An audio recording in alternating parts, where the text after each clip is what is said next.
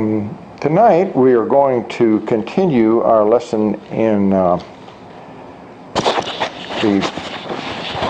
Making Firm the Foundation series of first principle classes, and that being lesson number 4, from Adam to Abraham. Now, this particular section is historical, because we've already considered the theme, the central theme of the Bible. We've considered the timetable of the 7,000 years. And so now we're getting into, from Genesis, actually this entire series actually starts in Genesis. And it looks like we've got pretty much of a full slide tonight, whereas last week we were getting only half a slide due to the projector. But as you can read on the slide and in the notes that I handed you, the lesson is divided into 3 sections, and it takes us from Genesis chapter 4 through chapter 11. In the period covered by these chapters, we find some of the most dramatic events in the history of mankind. In the first reference, we see, through the children of Adam and Eve, a conflict that existed between the seed of the serpent and the seed of the woman, and that would continue throughout all history. You'll recall in our previous lessons, lesson 3, that we saw how Adam and Eve were created, how they were placed in a garden of God, and how that sin entered into the world through the voice of the serpent. And in this particular lesson, we're going to see that verses 3 through 5 reveal the actual occupations of Cain and Abel. It is evident from Hebrews 11:4 that they had been instructed in the significance and procedure relative to the offering of sacrifice, which of course we recall from Genesis 3 was established after Adam and Eve had sinned, and God covered their nakedness with the skins of beasts, and instead of their own contrivance, which was coverings of fig leaves. So God stripped them of those and covered them with the skins of a slain beast, and that established a protocol, or a ritual, if you would, for sacrifice to cover the nakedness of Adam and Eve and cover their sins, because man left to himself and his own devices ends up without any kind of a covering. So we read in this reference that it was by faith that Abel offered a more acceptable sacrifice than Cain, and faith implies understanding and belief, which is what evidently Abel did have and Cain did not have. He had knowledge and he had understanding, but he didn't believe it to the point of motivation and action. In verses 6 through 7, Cain had an equal opportunity to do what was pleasing in God's sight, but it appears he chose to violate those principles of sacrifice and put his own will before that of the Creator.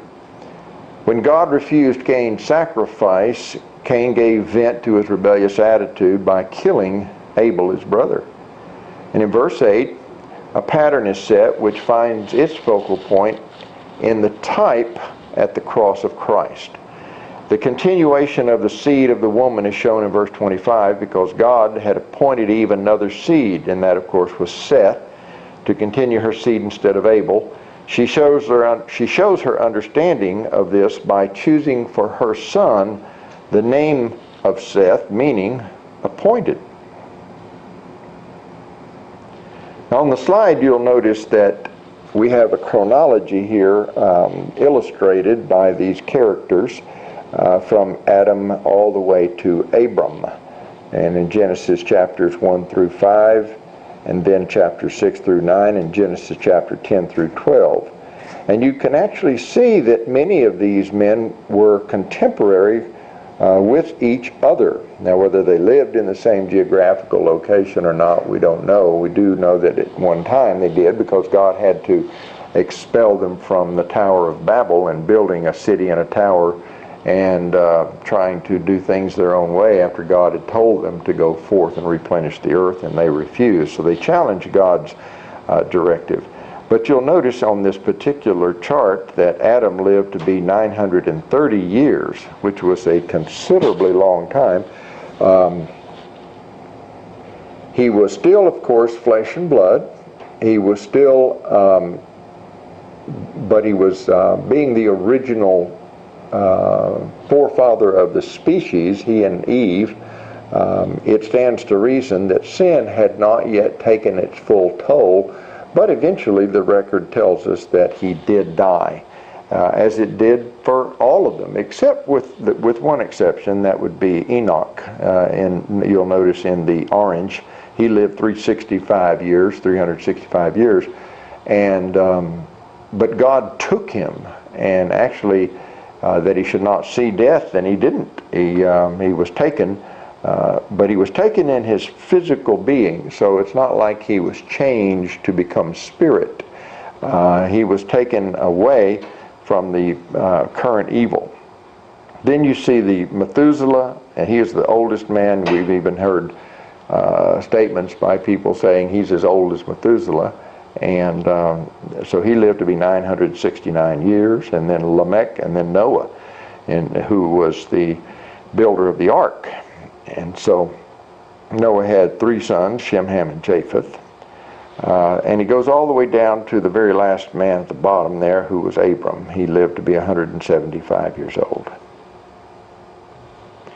Back in Genesis chapter 4, if we put in verse 1 and 2, we read that Adam knew Eve his wife, and she conceived and bare Cain, and said, I have gotten a man from the Lord. And she again bare his brother Abel, and Abel was a keeper of sheep, but Cain was a tiller of the ground. Now, in this record, we're going to see that there are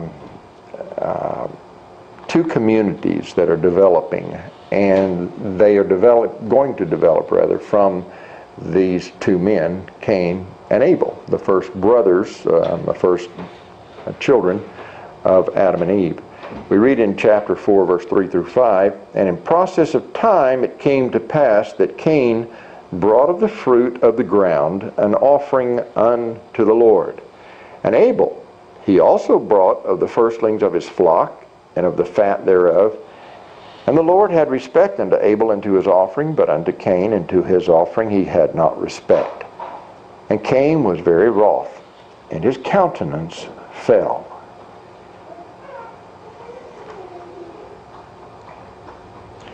Verses 3 through 5 reveal the occupations of Cain and Abel. As we read earlier in Hebrews 11:4, they had been instructed in the significance and the procedure relative to sacrifice. We read in this reference that it was by faith that Abel offered a more acceptable sacrifice than Cain. And faith actually implies understanding and belief. So as we mentioned earlier, it was chapter 3 of Genesis where God killed the beast, stripped Adam and Eve of their fig leaf coverings, and showed them, taught them, explained to them the necessary procedures to be acceptable before God. And otherwise, if they refused, like Cain refused to acknowledge these principles, their worship was unacceptable to God. In Genesis 4, 6 through 7, we read, And the Lord said unto Cain, Why art thou wroth? And why is thy countenance fallen? If thou doest well, shalt thou not be accepted? And if thou doest not well, sin lieth at the door, and unto thee shall be his desire, and thou shalt rule over him. Now, a lot of times people will interpret this verse as though God is talking to Cain and telling him that sin is lying at the door and waiting for you, and sin is going to consume you, as in, unto thee shall be his desire, but thou shalt rule over him.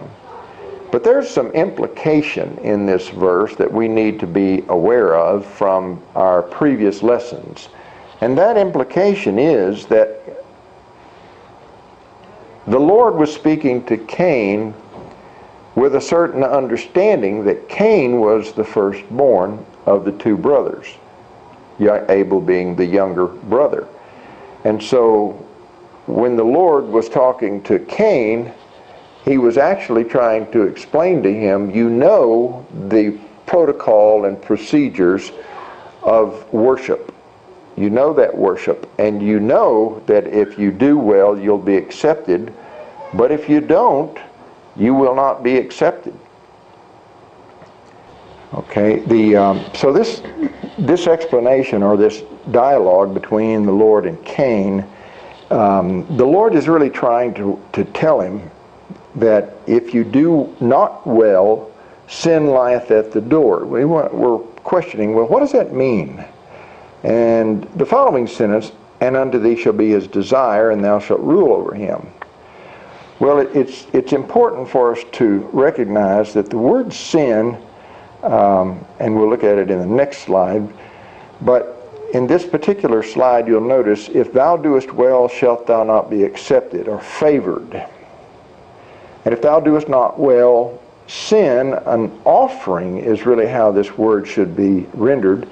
An acceptable sacrifice lieth at the door, or is readily accessible or available from your brother Abel, because remember, Abel was a keeper of sheep, and that was the proper sacrifice. It was a clean animal, goats, sheep, cattle, and Abel was a keeper of sheep, Cain was a tiller of the ground. And unto thee shall be his desire. Well, it's not sin's desire, it's Abel's desire. Well, why would Abel desire Cain, his brother, and why would Cain have rule over him? And it's simply because before the law of Moses was given to Israel through Moses, after the Exodus, and the children of Israel were at the foot of Mount Horeb, and God gave the 10 Commandments on stone, and he gave the Book of the Covenant, and he gave the rituals and procedures of the law. The priest was actually considered to be the father of the household.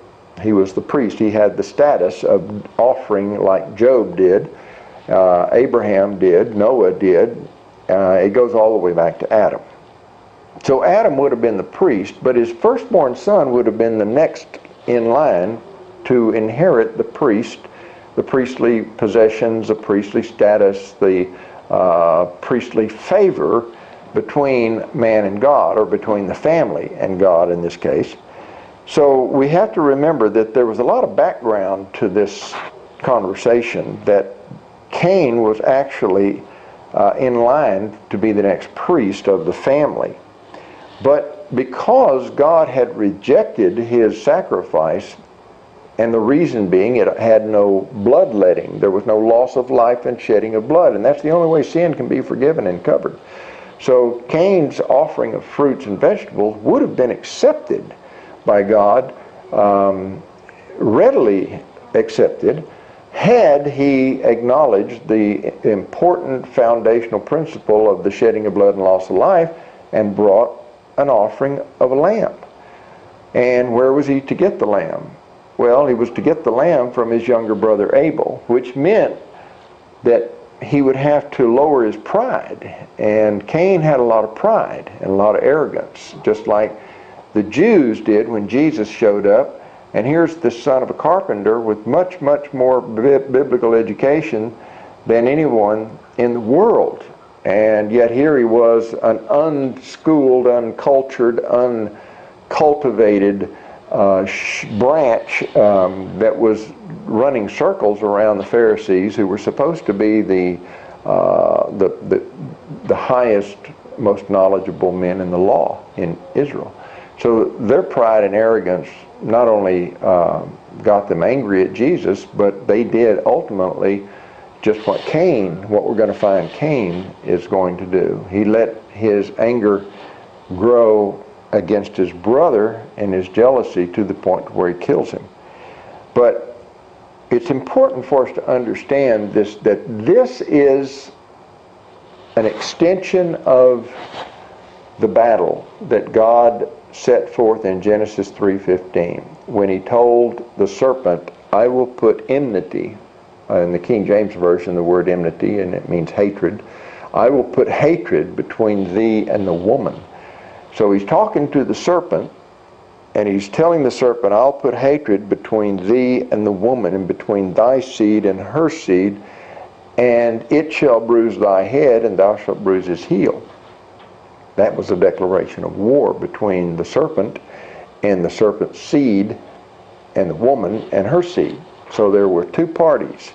Now here in chapter 4, we're starting to see the real material manifestation in the flesh between two parties, Cain and Abel. Cain being a descendant of the serpent's thinking, and Abel being a descendant of the thinking of the woman and the seed of the woman. Now, when we talk about types in the Bible, we know that types point forward to greater developments and greater substantial outcome, and that would be Abel would be a type of Jesus. Cain would be a type of the Jews, the kinsmen of Jesus, who grew angry, and they were in the position of the priest, just as Cain was in the position to inherit the priesthood.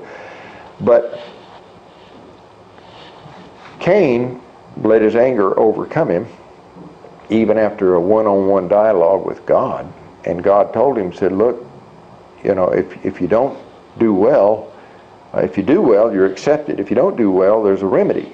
You just get your sin covered by bringing the right sacrifice, but you can't bring what you want to bring.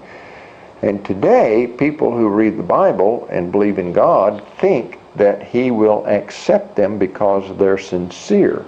And nothing could be further from the truth. God is not interested, I mean, He's interested in sincerity, but it's got to be sincerity based upon what He says, not upon what they want Him to say or what they believe Him to say without searching the Bible. It's extremely important for us all to submit our ideas, if they're wrong, to the right way. And God gives us the right way in His Word. And that's what we have to study. That's why we have to study, so that we do not sew together fig leaves like Adam and Eve did when they sinned, so that we do not bring fruits and vegetables that require no blood offering or life shedding, but instead we might think like Cain did, this is by the sweat of my brow I have brought all these fruits and vegetables as a good work and a show of gratitude and sincerity to God, and He's refusing it. On what grounds, Lord? Cain might ask, and we might ask. But God says, upon the grounds that you're not believing my word. And my word is what you must believe in order to be accepted by me. That's what God is telling him. So, if we move on, there are some other uses of the word sin in the Bible. And the slide shows us in Leviticus 4 verse 3, if it is the anointed priest who sins, thus bringing guilt on the people, then he shall offer for the sin that he has committed a bull from the herd without blemish to the Lord for a sin offering. Same words for sin in that verse, for the sin that he's committed, a bull without blemish to the Lord for a sin offering. Well, the word sin offering, as you see underlined, and the word sin are the same word. So they're just used as in metonymy, one for the other, a part for the whole, a whole for the part, and it's the same word. In the Authorized Version, or King James Version, that word, well, in the Hebrew, the word is chata'ath, at the Strong's 2403. And the word chata'ah is actually in the King James translated sin 182 times. It's translated sin offering 116 times. It's translated punishment 3 times, purification for sin twice, purifying once, sinful once, and sinner once. So you can see that the most ways it's translated is either sin or sin offering. So when we go back and look at that verse that we just looked at, when it says sin lieth at the door, it makes sense, because God says basically to Cain, if you step outside your door, Cain, there is a lamb laying right there. Yes, it belongs to Abel, but he'll be the first one to offer it to you for an offering. and you can just about be sure he's not going to charge you anything the way that people do today. So we can see that God was trying and giving Cain every opportunity to cover his sins in the proper way. But this is the thing, this is the principle that every single person who comes to God must understand, that just adopting a form of worship because of various reasons that appeal to us is not acceptable. The mind has to be one with the mind of God. And the more we question, well, what is the mind of God? The more He's pleased in that we are seeking the answers from His Word, because His Word truly is the mind of God. And as we go deeper into the Word of God and study it, we'll have more evidence than we can ever imagine. So the evidence is overwhelming that God expects us to lay down our lives. Okay, well, we do that in varying degrees, but it has to be laid down, our life has to be laid down in a prescribed way. And God has already prescribed that way today. He prescribed it back in the days of Cain and Abel, and He gave them the instructions on what to do. He did it in the days of Noah. He did it in the days of Abraham. He did it in the days of Isaac, Jacob. He did it in the days of David. And as He did this, people obeyed by doing what He said because they believed what He said, and they were blessed and favored for it.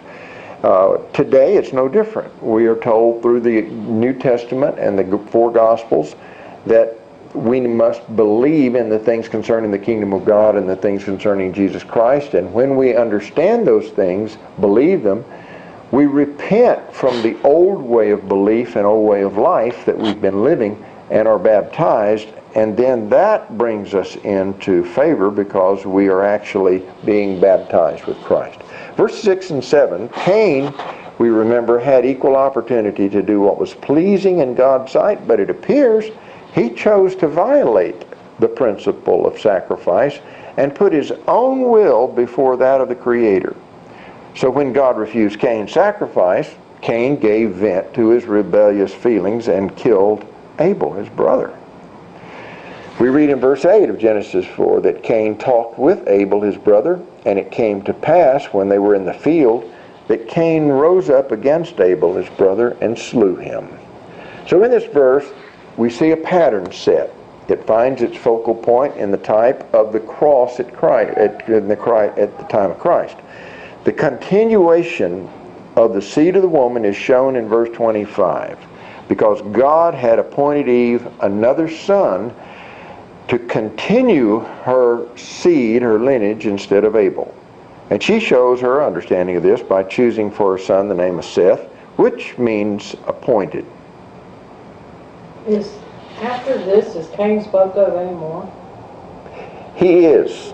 In chapter 4, he is spoken of, and we'll see in other places in the New Testament he's spoken of, but not in a very good light. As a matter of fact, it reminds me of the t-shirt that says, "No man is completely useless, he can always serve as a bad example." And that's exactly what Cain ended up, as a bad example. And we'll take a look at some of those here in a moment.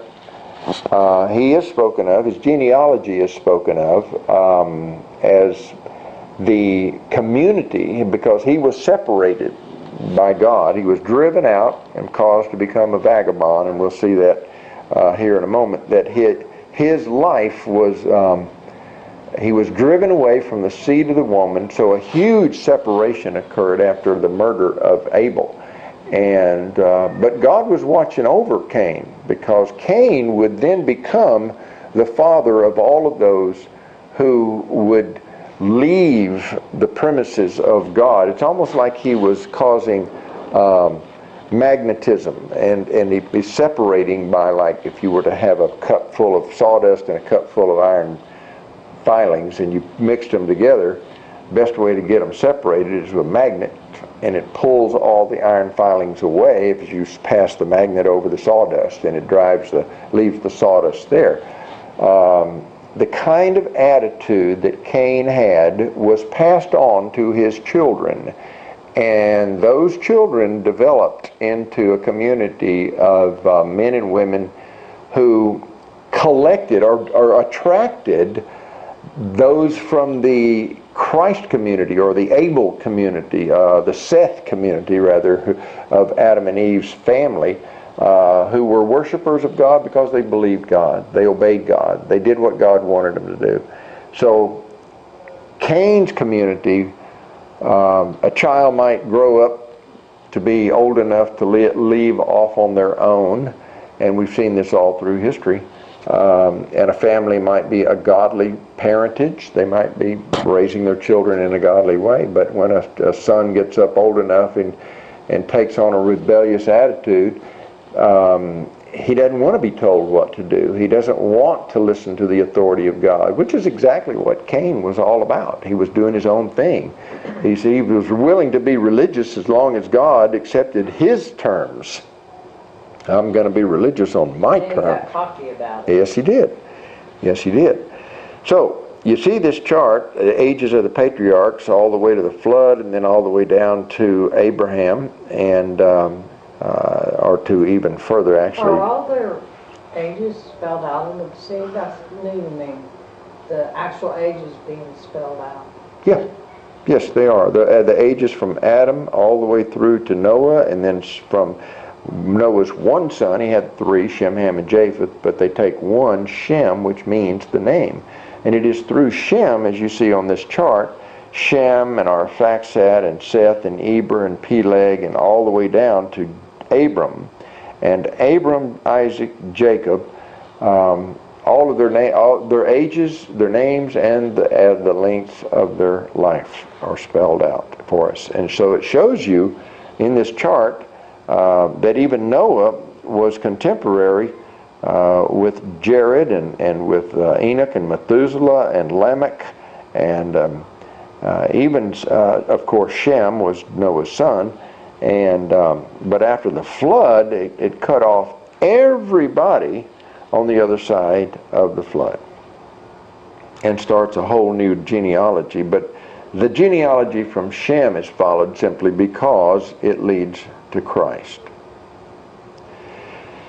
And the first portion of this chapter illustrates the departure from God's ways and the moral decline in society. So this process had its roots in the intermarriage of the sons of God, which were called the seed of the woman, and the daughters of men, seed of the serpent. And it's evident that in order to save humanity, God was going to have to terminate a condition which had no human remedy, and it was getting worse and worse, the moral decline, which is exactly the way Jesus described the world at a time when he returns. He said that even as it was in the days of Noah, they were buying and selling and giving in marriage and knew not until Noah entered the ark and the flood swept them all away. So in Genesis chapter 6, as we've left chapter 4 and 5, seeing the genealogies, chapter 6 opens up to a description of the condition of society. And verses 1 through 3 we read, "And it came to pass, when men began to multiply on the face of the earth, and daughters were born unto them, that the sons of God saw the daughters of men, that they were fair, and they took them wives of all which they chose." Now this presented a problem, because as we might explain, a lot of times people think that the sons of God were angels, or they were some form of higher being than humans. Well, that's not the case at all. The sons of God are actually the believers that came from Seth's line. Seth, remember, was appointed instead of Abel after Cain killed him. And those, we're told in the last verse of chapter 4, that then began men to call upon the name of the Lord. Now, of course we know they were calling upon the name of the Lord before that. As a matter of fact, they called upon the name of the Lord from the time Adam knew the Lord, but what that's translated into saying is they called themselves by the name of the Lord. In other words, to identify themselves with a community of believers, they called themselves by Yahweh's name. And so they bore his name as his sons, as even as a son's last name is that of his father. If he took on a different last name, that's his business, but he can only do it when he gets old enough to go to the courtroom, a courthouse, and say, I want to change my name. I don't like Isbel, I'm going to change it to Smith or whatever. But the name of the Lord was taken on by these sons of God as an identifying remark, just like Christadelphians were taken on by the believers in the days of Dr. John Thomas. Back in 1832, young John Thomas came over from England on a ship, and it was nearly shipwrecked, but he was saved along with everyone else. Well, he started studying the Bible, and it wasn't too long before he realized that there were no communities that actually taught what the Bible taught. They were teaching doctrines of their own. Well, this young John Thomas was a Hebrew and a Greek scholar, and a Latin scholar, and a French scholar, and an English scholar, and he knew that what he was hearing from the platform was far and away from the scriptures. His name came up at work. Oh, did it? Someone asked me, okay, well, what exactly do the Christadelphians believe? And I couldn't exactly explain it. So I pointed her to the page. And she was like, well, it started from a man. So I looked up her Baptist. Right. And I'm like, well, Lisa, if you look at any religion out there, John Bunyan started the Baptist, from 1660. Right. Right. The responsibility falls upon other men and women to make sure that that man is quoting according to Scripture, which is not something they do with their pastors in their churches. They don't do that. Now, John Thomas insisted that men and women look at the Scriptures and test him and try to prove him wrong. And that way, he could come to be right if he was wrong. So it's very important how men teach other men and women. And he taught them to look for truth and to make sure you weren't accepting lies. So the identity of the sons of God and the identity of the seed of men, the daughters of men, was already established through Cain and his murder of Abel and the replacement of Abel by Seth, which Abel and Seth, by the way, are a type. They type because they point forward to the death of Jesus by his brethren and the resurrection of Jesus by God, because God gave Seth to Eve. Moving on. Adam and Eve, in this chart you'll notice, gave birth to Cain and Abel and Seth. As far as the record goes, we do know that from the record they had sons and daughters. Cain's descendants, in the red box on the left, were called the daughters of men.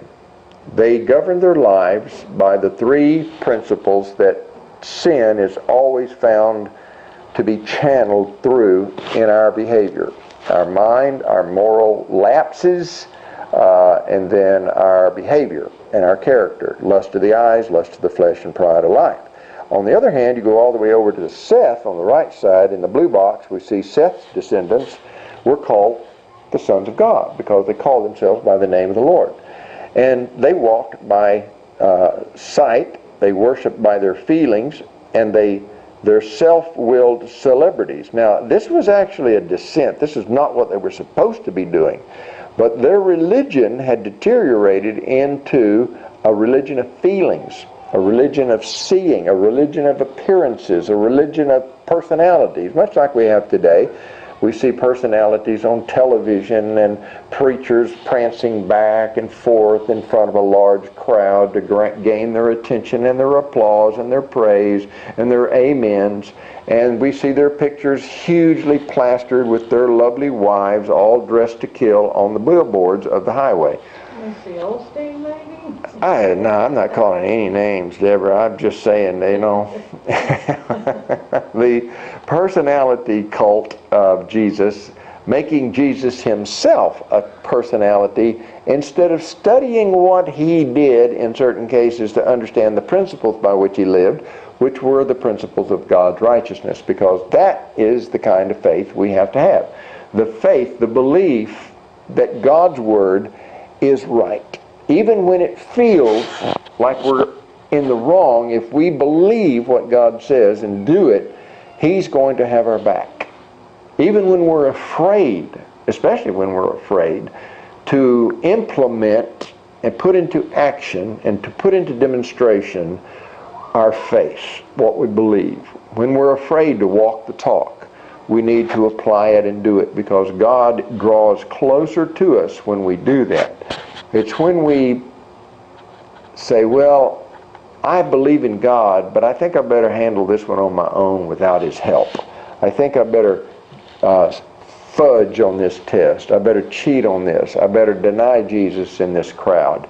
I better not stand up for the things of principle in God's Word. I better just say, praise the Lord, and go do what I want to do.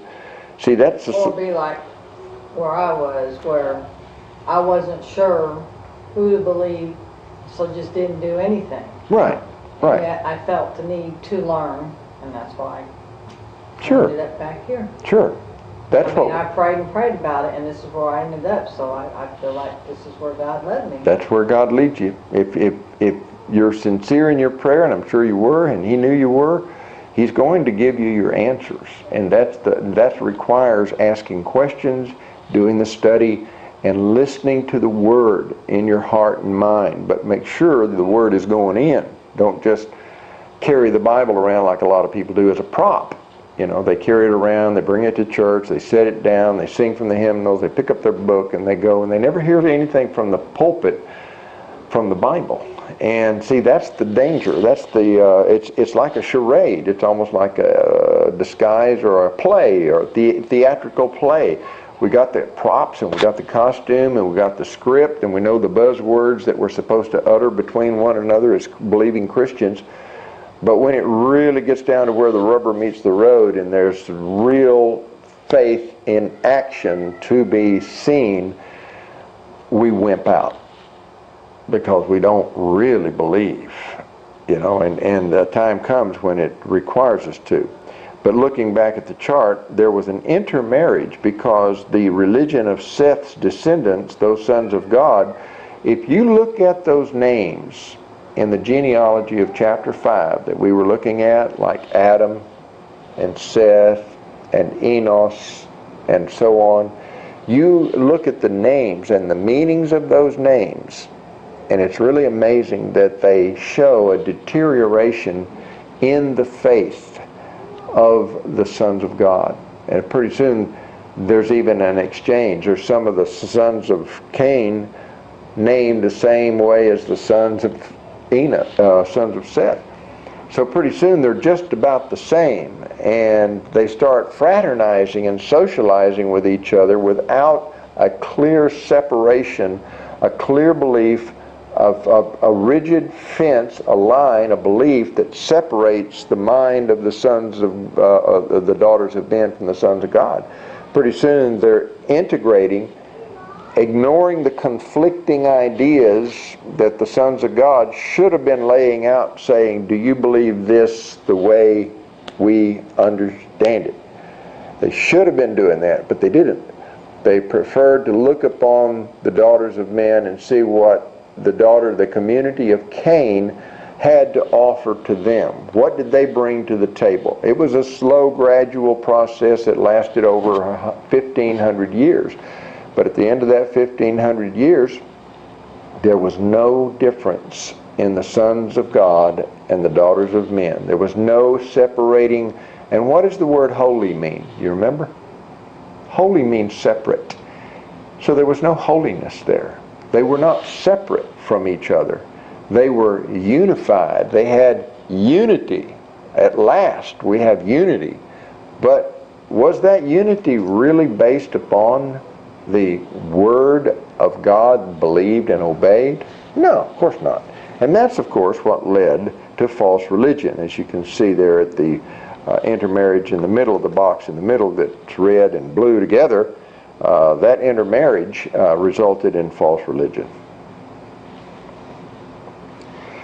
So, what was the results of that? Well, Genesis 6:4 through 5, the Lord said, "My spirit shall not always strive with man, for that he also is flesh. Yet his days shall be 120 years.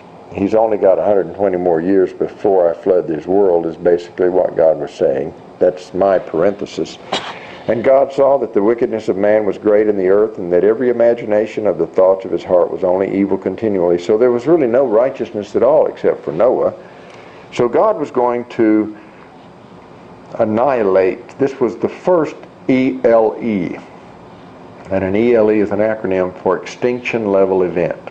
And this was the first one. And God brought it upon the earth because there was moral decline and depravity and endangering the lives of Noah and his wife and sons and their wives. And if they're endangered because they're carrying the package, and the package is the egg in the women, the three women, especially Shem's wife. They're carrying the package that will bring about the ultimate Messiah, the seed of the woman. Remember that God promised in the curse on the serpent? Shem's wife, Shem ended up carrying the seed. She carried the egg, and the pair of them produced the lineage that would ultimately produce the lineage of Christ. Jesus refers to a similar condition in Matthew 24, verse 37, which would exist in the last days and can only be corrected by God's intervention. He says, "Verily I say unto you, this generation shall not pass till all these things be fulfilled. Heaven and earth shall pass away, but my words shall not pass away. But of that day and hour knoweth no man. No, not the angels of heaven, but my Father only. But as the days of Noah were, so shall also the coming of the Son of Man be. For as in the days that were before the flood, they were eating and drinking, marrying and giving in marriage, until the day that Noah entered into the ark, and knew not until the flood came and took them all away, so shall also the coming of the Son of Man be." That would be in Matthew 24, 34 through 39. The world is no different today. Humanism is taking over. As a matter of fact, I ate breakfast next to the Houston Chronicle paper and saw an article that said, "Christianity in the U.S. is on the decline." Now, Christianity, as in error doctrinally as it has become over 2,000 years, and it's just a shadow of its former self, nonetheless was a preservative against moral and social decline and decay. The worse things get, the more difficult it's going to be for Christians to stand up against that kind of moral decay and decline. And so we're going to see definitely we're going to see that happen. Well, and most of the youth nowadays, they don't even learn the Bible because they took prayer out of school. They can't even talk about religion in school. The parents don't go to church. Some of them just listen to the TV evangelist. Sure. I mean, I have the one at work, the one that wants to try, and I told her I don't not arguing, but she hasn't been to church in probably over a year, but she's still going to heaven, you know. She goes, as long as you believe, and yeah, see, that's the lie. That's part of the lie that people have been lulled into. They can have their cake and eat it too, and believe that God is a doting grandfather who's going to turn a blind eye. They have no idea about Jesus. They don't. They don't. And that is the fault of the parents not teaching them properly. So Noah found grace in the eyes of the Lord in Genesis 6 and 8. And this verse introduces us to Noah, a just man. And that just man was called perfect or mature, complete.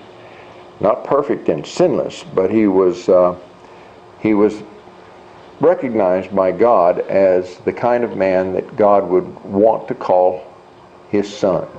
He was a righteous man. And it was around this small group that God would once again build the community that would preserve the seed of the woman. And the remainder of the 6th chapter of Genesis describes the building of the ark that would save them from the flood of destruction which came upon the earth. And this chapter contains a description of the construction of the ark and the gathering of the animals, birds, and creeping things. And it makes me wonder, with all the rain we've been having, if we might not want to start building one ourselves today. Genesis 7 and verse 23, and every living substance was destroyed which was upon the face of the ground, both man and cattle and the creeping things and the fowl of the heaven, and they were destroyed from the earth, and Noah only remained alive, and they that were with him in the ark. So this chapter really gives us the essential facts of the flood and the destruction that came upon all flesh, with that exception of Noah and his family. And it was indeed God's hand. So in 24 it says the waters flooded the earth for 150 days. Right. So that thing, where'd the 40 days and 40 nights come from? It rained that long, but the waters were up on the earth for that long, for 150 days. Actually, I believe it was a year and 10 days that the water was actually on the face of the earth. If you do the addition and follow the record in the scriptures, it tells you that Noah and his family were in the ark 110 days total. I'm sorry, a year and 10 days, not 110, a year and 10 days. So that would be 375 days, basically. Yeah, that was a long time. Yeah, with all those animals. Yeah, that's true.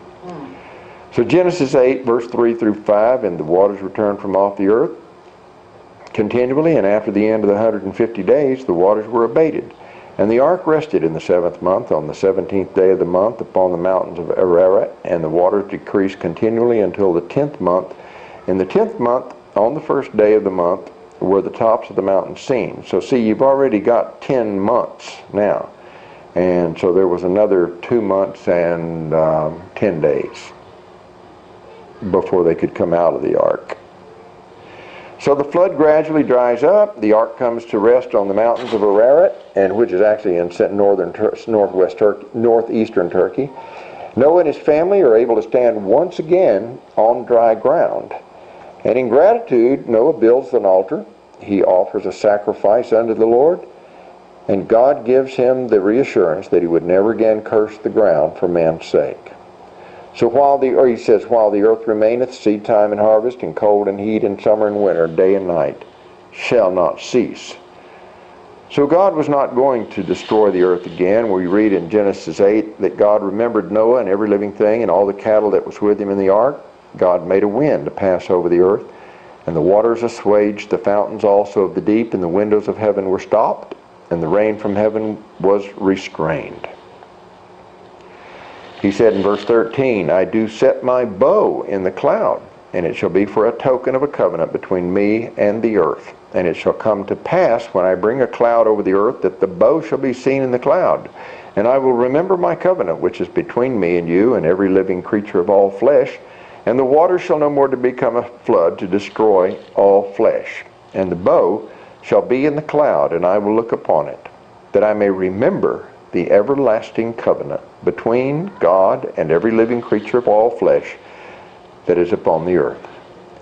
So that bow consists of clouds and light.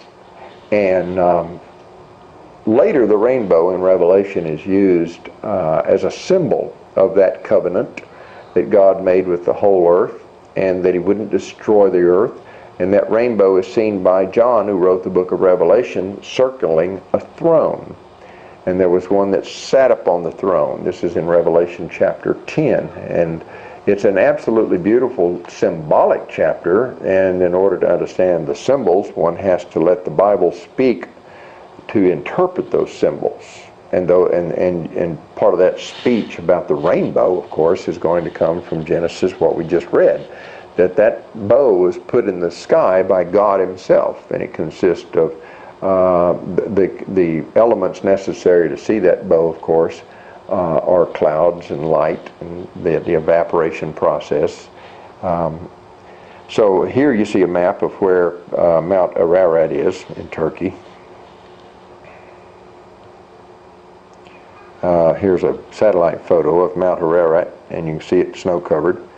Little Ararat on the left. They're inactive volcanoes located in eastern Turkey. Mount Ararat rises over 3 miles above sea level, which of course, if the ark, we're told, rested upon Mount Ararat, that means that a 3-mile flood of waters had to ascend above, up to the level of Mount Ararat. It really flooded the earth, took everything out. It wasn't a local flood. Genesis 9, God blessed Noah and his sons and said unto them, Be fruitful and multiply and replenish the earth, and I will establish my covenant with you. Neither shall all flesh be cut off any more by the waters of a flood, and neither shall there be any more a flood to destroy the earth. And God said, This is the token of the covenant which I make between me and you and every living creature that is with you for perpetual generations. So there's a hope in the Bible that God is never going to destroy the earth by water or flood or fire. He's going to regenerate it and turn it into a globe covered with men and women. And he's planning to do that. And he's in the process of doing that invisibly. He's not making it known to everybody, but he's certainly doing it. It's in the process of happening even as we speak. In the 11th verse, God expands this promise by establishing a covenant with Noah, which would have the rainbow as its token. So it was an everlasting covenant between the Creator and every living creature. It was God's assurance that there would never again be a flood that would destroy all mankind. And again, Genesis 10 starts off and shows us it's a chapter regarding the Tower of Babel. It'd be good for you to read that. Now these are the generations of the sons of Noah, Shem, Ham, and Japheth, and unto them were sons born after the flood.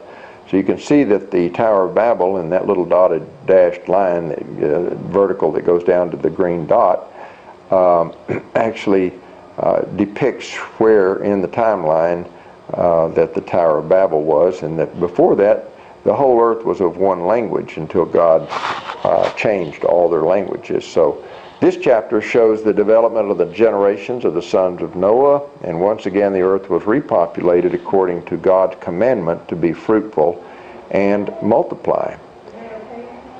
Genesis 11 is the Tower of Babel. The whole earth was of one language and one speech, and it came to pass as they journeyed from the east that they found a plain in the land of Shinar, and they dwelt there. And they said one to another, Go to, let us make brick and burn them thoroughly. And they had brick for stone, and slime, or tar, had they for mortar. So they refused to do what God told them to do. And instead, they joined together with one language, one speech, and they built this tower thinking that they could escape any further flooding of the earth if God decided to change his mind. They said, you know what amazes me with that, with the Tower of Babel? What's that? I've actually had someone tell me if I read further in the Bible, I'll find out that that's when he gave them all, they say he made them all have different languages so they could go out and start all these different nationalities. And I'm like, that's not my understanding. My understanding was he confused their languages where they couldn't understand each other and build this bad tower. That's right. That's exactly what he did. So, I mean, I don't know. As a matter of fact, you can actually show them the end result will be when Christ returns, the prophecies tell us that he will change all of these languages to one. And that will help create unity in the world instead of superstition, fear, paranoia, and antagonism between different races and languages.